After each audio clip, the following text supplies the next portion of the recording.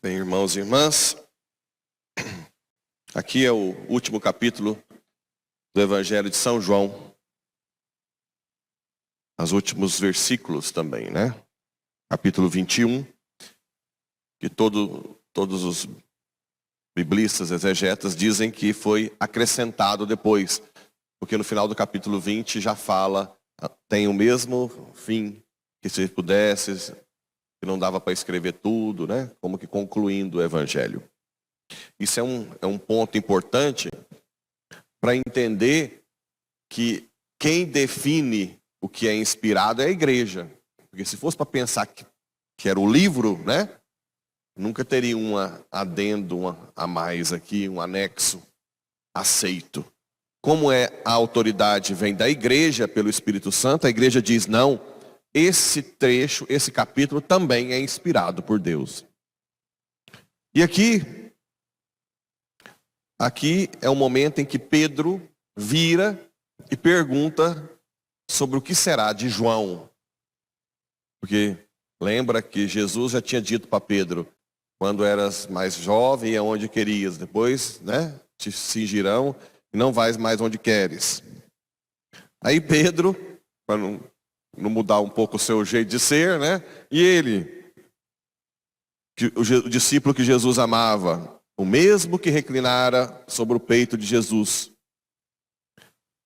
e lhe perguntara, Senhor, quem é que te vai entregar? Quando Pedro viu aquele discípulo, perguntou, Senhor, o que vai ser deste? Aqui é um ponto, Pedro, ele representa muitos de nós, em todos os aspectos. Senhor, o que eu vou ganhar? Eu que larguei tudo, né? Nega. Parece que Pedro nos faz sentir familiarizado, né? Imagina se Pedro fosse muito forte, não, né? Mas Pedro parece com cada um de nós. A gente tem mania, às vezes, de esquecer do projeto que Deus tem para cada um de nós e olhar para o outro. Por que o fulano de tal tem tal dom? Por que o ciclano é assim? Por que ele tem essa capacidade de falar e eu não? Né? Por que o outro é um missionário?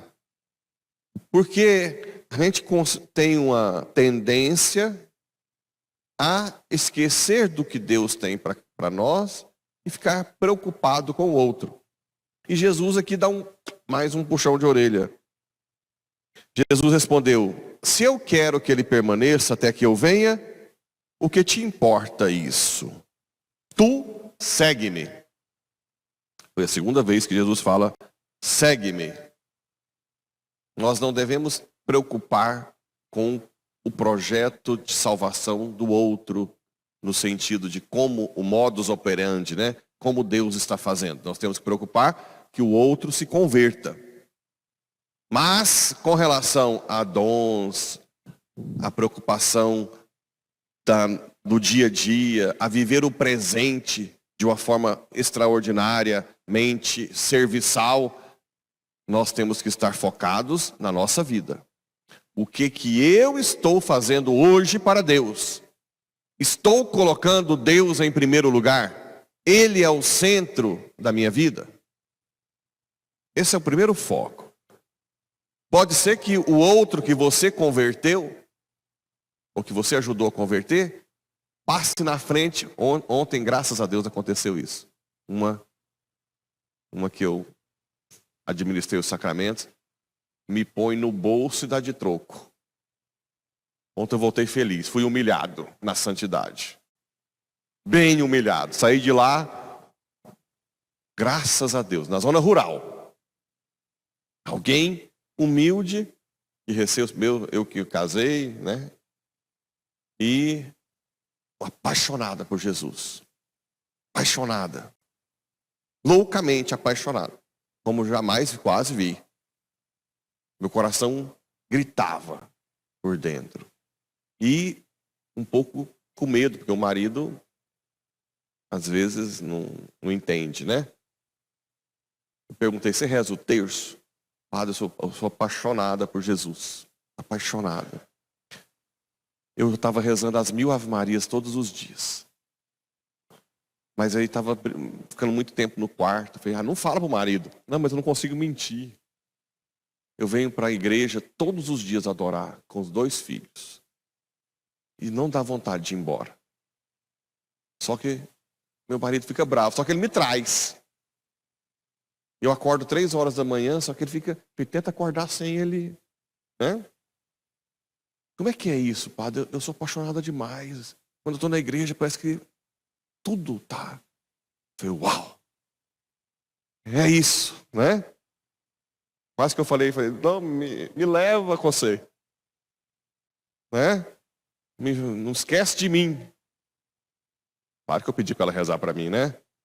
Porque ali é uma alma que está totalmente aberta. Totalmente aberta ao Espírito Santo. É algo extraordinário. Em pouco tempo. Sem missas. Ela vem de vez em quando aqui, eu vejo. Sem missas. Eu voltei flutuando. Humilhado na santidade, né? Mas que todo mundo me humilhe na santidade. Eu quero que todo mundo seja repensar a minha vida. Né? Quem dera eu ouvir isso e eu ter que repensar o meu projeto, que eu estou fazendo muito pouco, né? Que eu abri pouco o meu coração.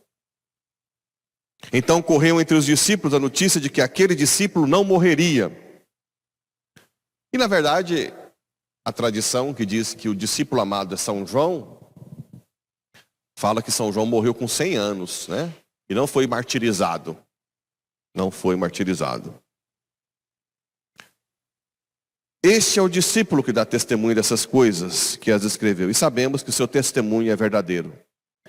Jesus fez ainda muitas outras coisas. Mas se fossem escritas todas, penso que não caberiam no mundo.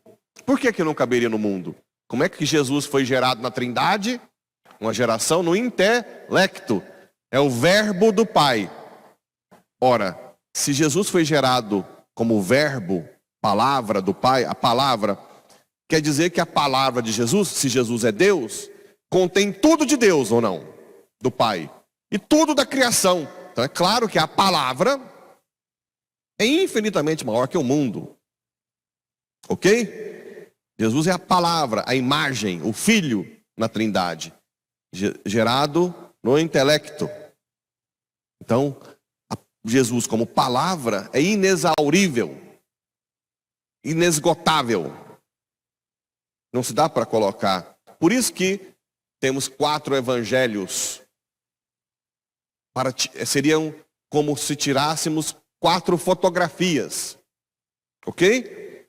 De uma imensa riqueza, que é Cristo.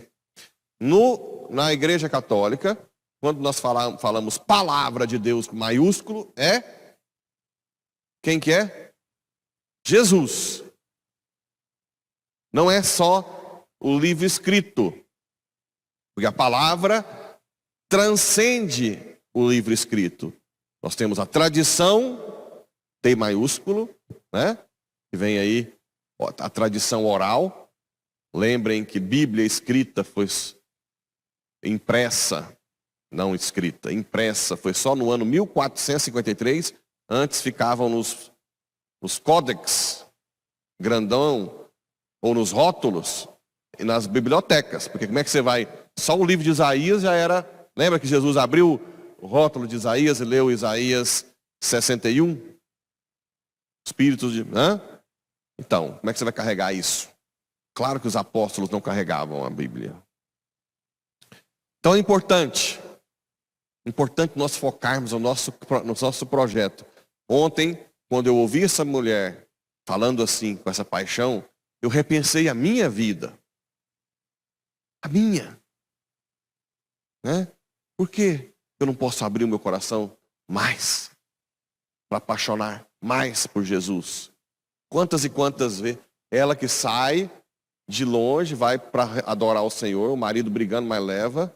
fica lá um tempão com os meninos, e eu tenho a capela em casa. Quantas e quantas vezes eu chego de viagem, vou no quarto, volto, vou lembrar de Jesus quando eu estou, aí eu vou lá, Senhor, estou aqui, te amo, o Senhor é importante para mim. Mas por que eu já não chego loucamente apaixonado? Senhor, quanta saudade, né?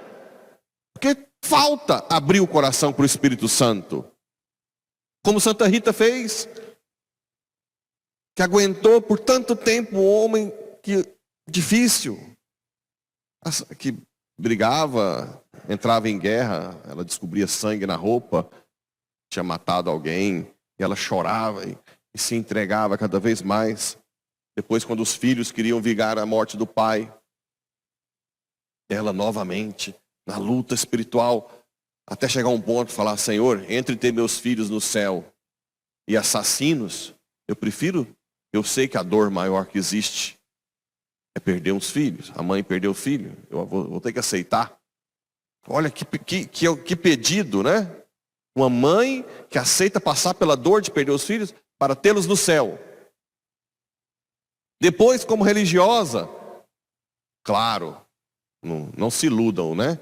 Ela teve crises gravíssimas. Revoltou. Tá? Não é que depois a gente ficar falando essas coisas, acha que ela passou por tudo isso normalmente. Mas não é verdade. Santa Rita só foi perseverante, fiel no seu projeto. Então vamos pegar esses exemplos.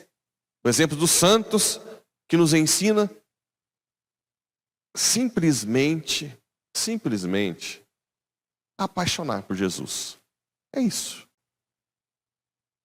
Eu não gosto tanto de todo aquele complexo de teologia para descobrir como agir, o que é certo, o que é errado. Você não pode isso, você está frequentando isso. Não, você tem que deixar de ir a tal lugar. Você não pode se sentar desse jeito. Você não pode... Isso para mim é Eu acho que nós temos que focar. Se um dia nós quisermos sermos semelhantes a Santa Rita de Cássia, ou a essa esposa de ontem, é focar em apaixonar por Jesus. Porque quem apaixona por Jesus, naturalmente aceita a cruz. Naturalmente. Então, que Santa Rita de Cássia interceda por todos nós, para que nós cheguemos um pouquinho a esse amor que ela teve, a um ponto de sofrer como esposa, como mãe, como religiosa.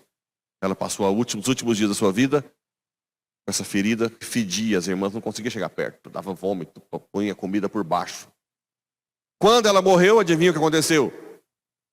A ferida fechou e o cheiro de rosas. Só que tinha coisa.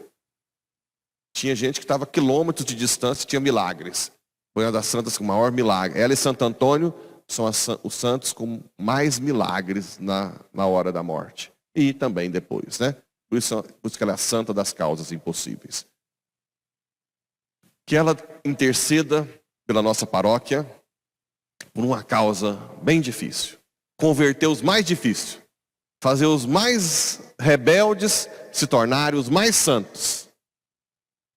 Que ela interceda por nós. Ofertório.